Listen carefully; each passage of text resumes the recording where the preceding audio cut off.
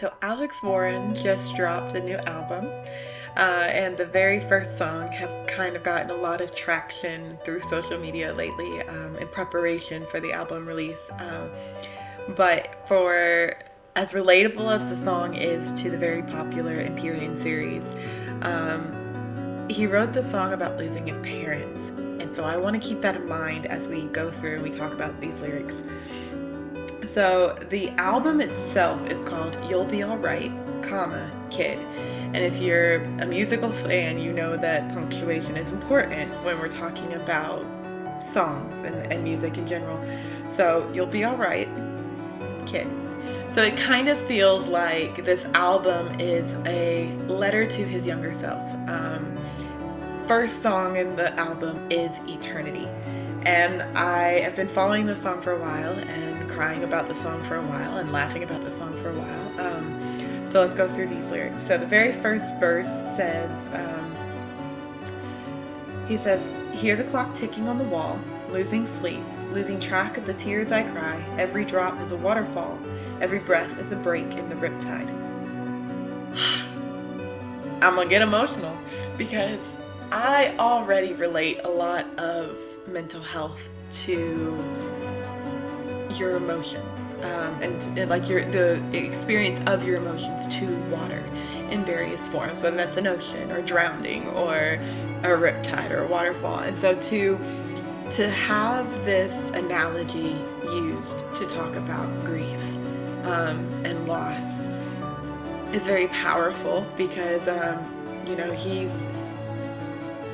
I've been there too many times to count, where something on Facebook got me or something on Instagram got me, and before I know it, tears are just streaming down my face, and it's like that calm level of life that I had been, coasting in is disrupted like that, the riptide, with whatever it got me, remembering the loss again. So then it's the pre-chorus, and he talks about how long has it been? I don't know. And that's such a funny thing about loss, because, yeah, categorically, I guess, or chronologically, you can keep track of, the time. I can look at the calendar and tell you that it's been 2 years and X amount of months and X amount of days since my dad died. But there's many days where it feels like forever and yesterday at the same time. And it is one of those things that unless you stop to count or you stop to check, you really don't know how long it's been. And it's always changing, whether it feels like it's been an adequate amount of time or no time at all or way too long. So then we go into the chorus, which is the part that's blowing up on Facebook and Instagram and all of social media, really. Sorry, I'm looking at the baby. But it says, it feels like an eternity since I've had you here with me, since I had to learn to be someone you don't know. That is a part of loss we don't talk about. We talk about the losing someone. We talk about having to figure out how to keep going with them gone. But we change. We are not the same person that we were before they were gone, after they were gone. And so you're not only grieving their loss, but you're grieving the loss of yourself and who you were before. So, you're learning how to be someone they don't know, because the part of you they knew and who you were that they knew died when they died. So the second part of the chorus is, to be with you in paradise, what I wouldn't sacrifice. Why'd you have to chase the light somewhere I can't go? And I think this is very poetic and gut-wrenching at the same time, because it's poetic in the sense of like, I would give anything, and at times have contemplated giving my very life, to the idea of being able to see my dad again, to see my other loved ones again. And, that's rough. That's really rough. when you'd give anything to have them back with you, to have 5 more minutes even. And you know it was impossible and illogical, but you don't care. You would still trade it in a heartbeat. So I love that. I love that he says, to be what you wouldn't sacrifice. But then, to think about, like, it doesn't matter if it's been a day, a month, a week, a year, a decade, a century. Like, I mean, century's a bit dramatic, but how it doesn't matter how long it's been. You still ask that why. Why them? Why couldn't I go with them? Or why did I stay? And there's always that question of why. But the poetic part of it being that we often hear about that light, stepping into the light, crossing that, the veil and seeing the light on the other side. And so, when we lose someone, and you're there chasing the light, somewhere that we can't go, that really is poetic and very real about the experience of it. So then we go into, and then he kind of rounds off the chorus with the, as I walk this world alone. So, he says, somewhere I can't go as I walk this world alone, because they've stepped into the light, and almost every single person that I've talked to chooses to believe that it's better in the light.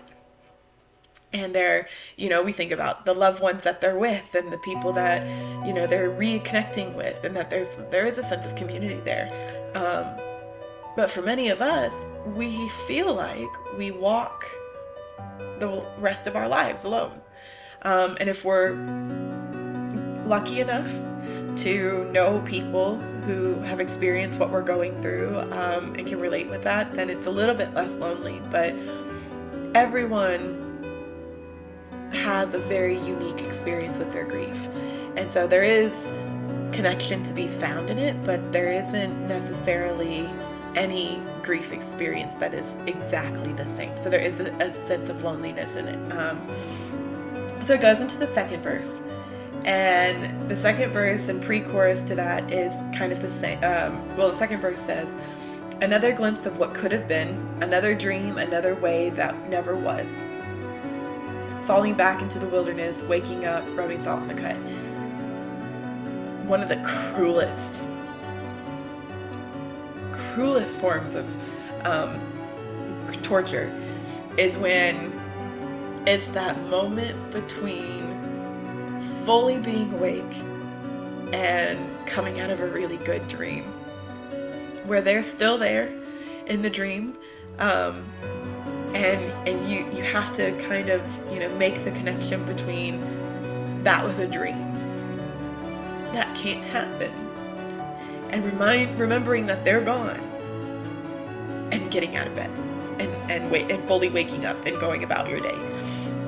And that is just, it's really hard. It really hard because it's like, not only is it bad enough that I'm going through this, but I have to be reminded and be reliving it day and day and day. And then, there's those really cruel punishments where you get okay and you're figuring it out and you're going about your day.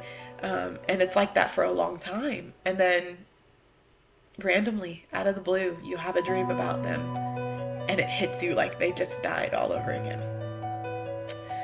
So then he goes back into the chorus, and the chorus repeats itself, and you hear in the song as he's building up this intensity of this passion of, there's a lot that you feel in this idea of eternity, and that eternity is heartbreaking, and that eternity is anger, and that eternity is frustration, and it's all of these emotions that you hear in the music of the track that is just so beautiful.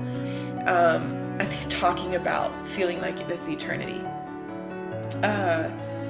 And so he goes into like the ending chorus bridge of the song, and this is one of the most realistic and relatable pieces of the song. He says, it's an endless night, it's a starless sky, it's a hell that I call home. It's a long goodbye on the other side of the only life I know.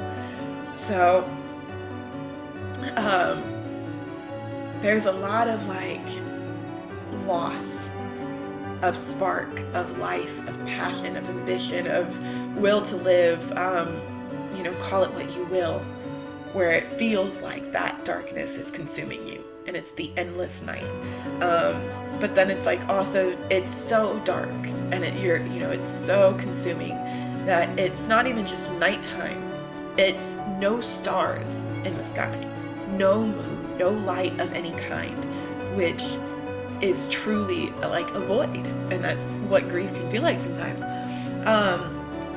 And then it is that long goodbye, because you say goodbye when you lose them, and the goodbye remains until you see them again. And for me, having lost my dad at 22, God forbid, and here's hoping, and not wanting at the same time, but I'm gonna most likely live a longer life. And realistically, if that means that I'm living into my 80s and 90s, that's 70 years or more without my dad. And as much as I want to live and I want to have that story and those experiences and honor his loss and all these things, like thinking about it being that long until I can see him again, I hate it. So it is the longest goodbye I think that we'll ever experience is that permanent goodbye, or a semi-permanent in the sense of, it is final on this life, and you have to wait until the one that comes afterwards. And it's on the other side of the only life he knows, because it's going back to that who you were before that loss is different than who you are afterwards. You lose a piece of yourself. Your part of your brain dies. There's science behind it, but all of that being said, that going back to the you are not who you were before you lost them, and so everything you were up until that point is on the other side of that. That goodbye killed or altered or changed that moment, and everything after is after. So then he repeats the chorus, but I was talking about the build-up of the chorus, and the passion and the emotion and all of the feelings can be felt within the song as you're listening to it.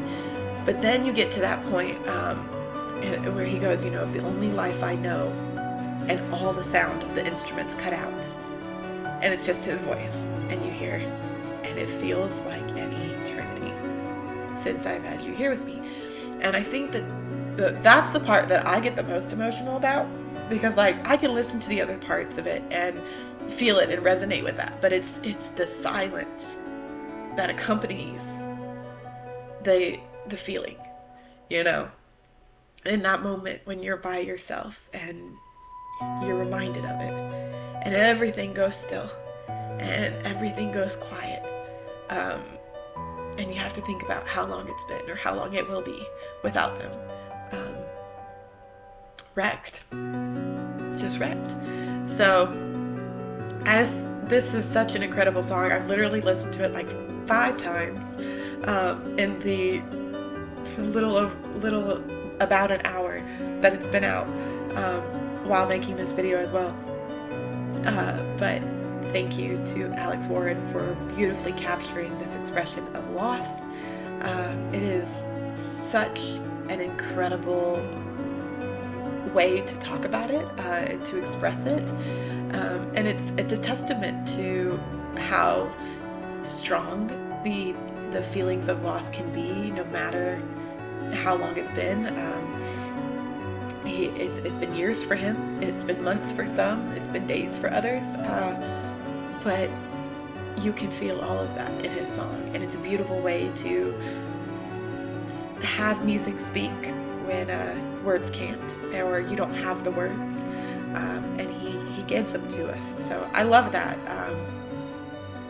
and I'm just, yeah, I'm very emotional about it, but that is kind of how I guess life is, and loss is, and as beautiful as it is, it's also very broken, and jagged and sharp edges on some points and dulls on others, but that is the realness of it. So I love having music that captures that, and knowing that the artist really truly relates to what he's created. So see you in the next one.